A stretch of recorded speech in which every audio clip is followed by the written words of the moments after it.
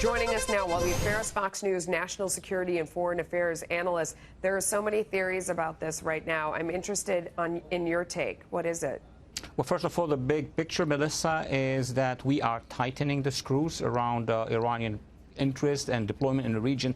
This explains why Tehran is trying to do those small strikes for now. And in this case, I would argue that they knew what they were doing. They were targeting a drone, unmanned drone, because they know that if the American public would see American victims, then that would give the president a lot of fuel to be responding. So at the end of the day, the White House will decide at what time, where, and how to respond to this Iranian attack. So, I mean, they want to provoke, but not too much. What's the value in that?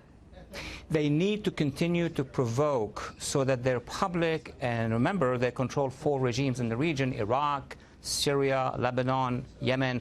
All these countries will uprise if they see that Iran has been weakened. So they're going to continue to show strength, but not beyond the red line, which is to harming Americans. They could shoot anytime or, bomb anytime our forces in Iraq. They're very careful about that, but they're going to continue with those small kind of actions. What do you think the appropriate response is? Well, there are a lot of scenarios. It depends on the big picture, on what the administration wants to do. If it feels it has all the strength, the political strength, unity, and resources to do a large scale against Iranian military, not necessarily on the ground or from the ground, then they can. But if they feel that politically they don't have that strength, they don't have that backing at this point in time, we will have to respond, but not to trigger a much wider conflict that we're not ready for now. Yeah. If they respond with force, what happens from there? What does the U.S. gain out of that? And what's the impact on, everyone's relationship in the region? Look, the Iranians have to do this because of their equation. They have to show strength. We have to respond somehow because we have allies on the ground as well, and because the Iranians will go 1 inch further. And, of course, because the rules of engagement. If you are attacked, now this is a drone, next time it could be a manned vehicle or a tank or any other thing. So we are in a very delicate situation where we have to respond, but it doesn't have to be the way the Iranians would expect it, meaning going back to the base where those missiles were launched. Doesn't have to be that way.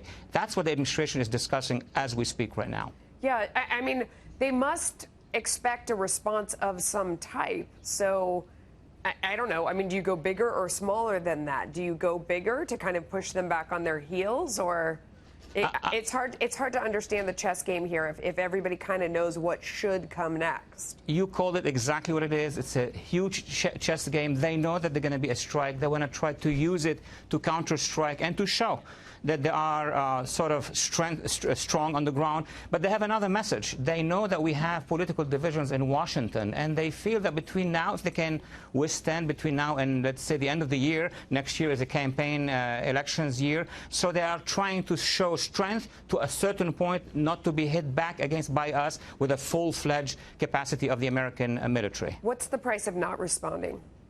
That would be bad. If we don't respond in a way or another, maybe through allies or others, then this is going to encourage the Iranians. We are locked, both of us, in a game whereby they will strike, we have to counter-strike, but not to go full-fledged because we don't have that readiness, I suppose, on the political level.